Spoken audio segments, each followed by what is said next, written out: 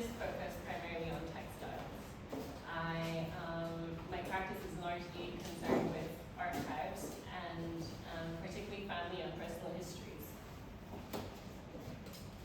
I'm drawn to personal histories and personal archives. I'm drawn to how unfiltered they can be and how potentially messy they can be, as opposed to national collective stories. And I also enjoy the way that archives transform seemingly ordinary objects into objects of immense value, right? And they become valuable because of their connection to a person, to a place, or to a particular event. And in many ways, an archive is like a person's epistemology, and it tells you of how they understand the world around them and also how they understand themselves. And so the archive is only the first sentence, is both the title of this presentation, but also the way that I approach my practice and the way that I read archives and engage with them.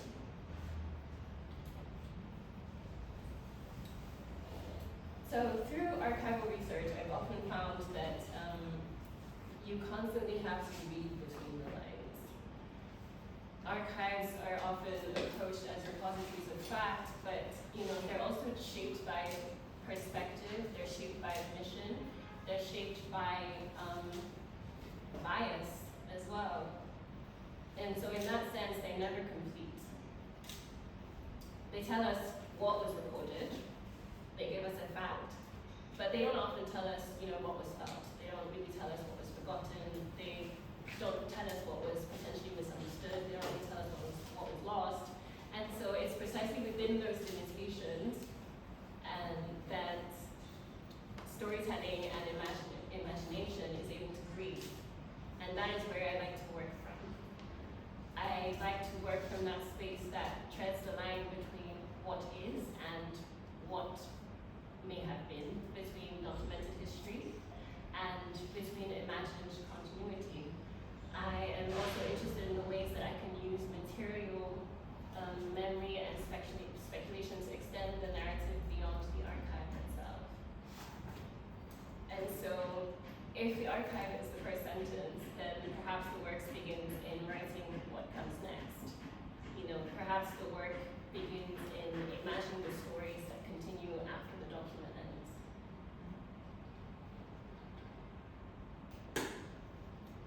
So how I work is I often begin with historical documents, photographs, stories, and I spend quite a significant amount of time trying to understand them, trying to understand the stories that are embedded in these objects, but also the context of them. And from that research, I normally would develop a premise centered around a speculative character, a figure through whom I can explore this in-between space, or also explore, where the archive becomes silent. And then I use textile processes such as screen printing, dyeing, hand embroidery, painting, to investigate what might exist beyond the record, beyond the document. And in doing so, the works themselves become secondary archives, and they become repositories of continued and extended memory. So in this work, for example, is from one of the pieces from my previous body of work that was once a traveler, and in which I explored ideas of connectivity, of distance, and intimacy of human relationships through writing. And the work was inspired by my mother's exchanges. My mother is here, by the way.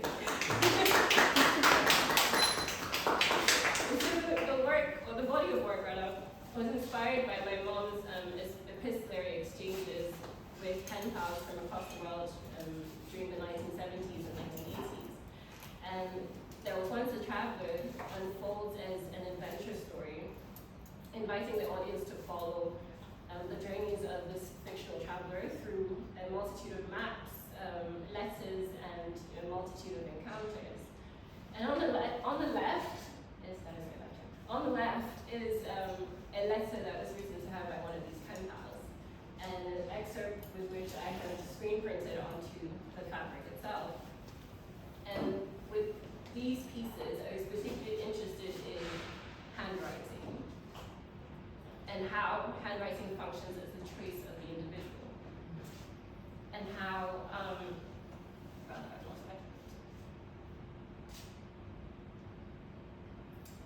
handwritings are also a mark of presence, they're a mark of personality, and they're also a mark of lived experience, and they carry a certain intimacy that survives long after the writer is gone. And in these pieces, I was interested in the relationship between the pen pals and the protagonist, right? And so that's why I have both the letter, but also her response, so two different handwritings. And I was interested in the dialogue between the two voices and how that created a sense of passage and a sense of time and movement across geographies and across spaces. And so here's another example. And through these works, I started to think more deeply about archives, not only as records of information, but also records of absence. Every archive contains gaps. They contain silences, they contain omissions, and they also contain unfinished narratives. And it's often within those gaps that I find myself, working and find space for storytelling. Also, I'm very much interested in text. If you notice, text appears quite frequently in all of my work. Not just as a way of documenting, but I'm interested in text as image. I'm interested in, language as a visual and material form, and in many cases, the text itself is the drawing. And I'm also, speaking of language, I'm also drawn to, the instability and absurdity of language itself.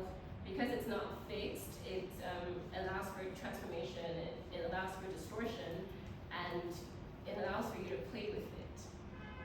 And that gives me freedom to abstract it and to shift meaning and to treat it as more of a material to work with than, a system of communication.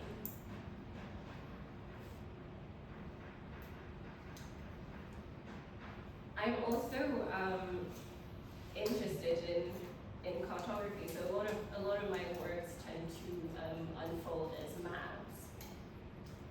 And because I'm interested in how fiction helps us to approach histories and that are fragmented, incomplete, and inaccessible, I use speculative maps within my practice. So I'm drawn to maps because, like archives, they're perceived as objective documents, but they are also a construction. They reflect particular ways of seeing it. They reflect how one might understand the world, and they reveal as much through what they leave out and as much through what is on the paper. And so with my work, speculative maps become a way of navigating historical absences. So rather than documenting a fixed geography, I document, this imagined space that wherein, relationships, memories, migrations, imagined journeys can exist. And they allow me to visualize spaces that may not exist within the archive itself, but emerge through research and through storytelling. And so mapping for me becomes, another form of narrative making and a way of tracing connections between what is known and also what you have to imagine. So there's that.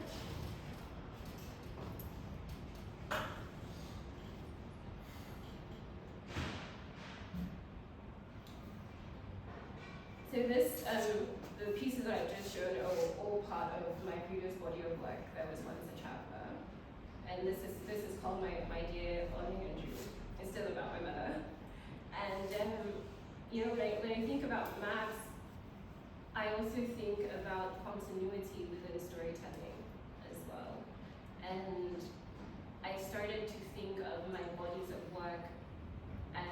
not isolated from one another, but being able to inform each other. And I started to treat them as, interconnected routes on the same map or branches of an overarching story, of the same overarching story. And in that way, each project would leave traces that would reappear within the next project. And so there was once a traveler, and in this piece in particular, I introduced the character of my grandfather through the letters that he wrote my mother. And this particular piece became an entry point for me into a larger story that I'm still developing, and which I'm still researching, and I have spent the past few weeks here at G.A.S. Working on. And that story is called The Prince Who Never Was. And so through this new story, I investigate questions of lineage and genealogy, and in a way, The Prince Who Never Was is an extension of my previous work. The figure in The Prince Who Never Was, the figure of my grandfather, whom I introduced in the previous work, returns, but as an access point to a much broader story, to a much broader investigation into ancestry, into historical and also transnational memory. And so I would say what began as potentially personal correspondence, and family archives has also, expanded into an inquiry into larger and historical narratives.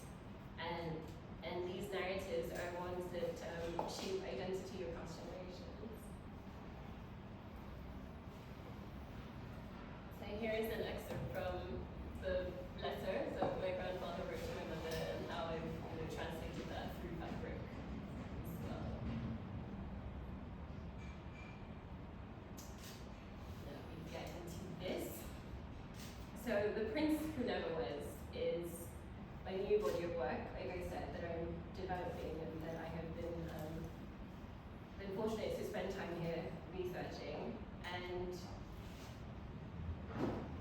although it started as a story about genealogy, it expanded beyond the family tree.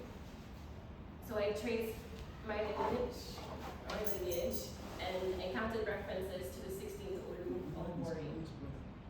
And I became interested in the broader networks that surrounded that history.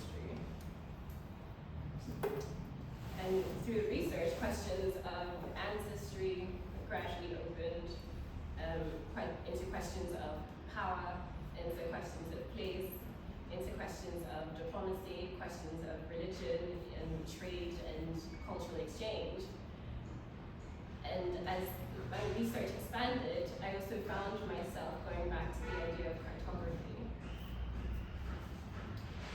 Rather than thinking about these histories chronologically, I began to think of them as networks of relationships, and that could expand across time and geography. So what would it mean to map genealogy?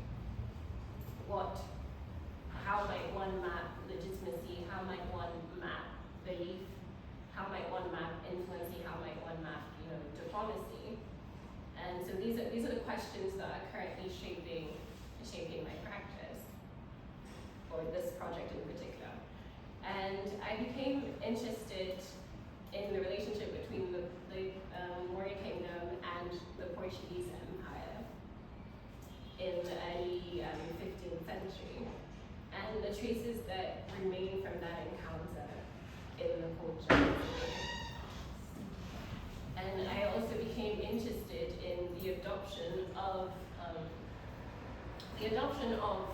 Portuguese names by the Urus, and also the presence of Portuguese loanwords in the language.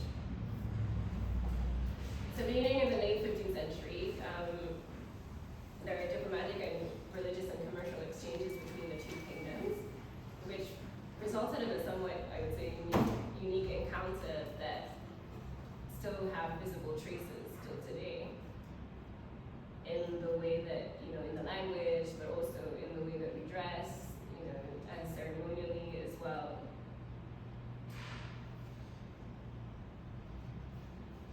And so the adoption, I would say the adoption of, the Portuguese names by these kings opened a broader relationship that connected Warri to the Portuguese political, religious, and commercial networks. And this naturally raised questions about power and legitimacy and representation.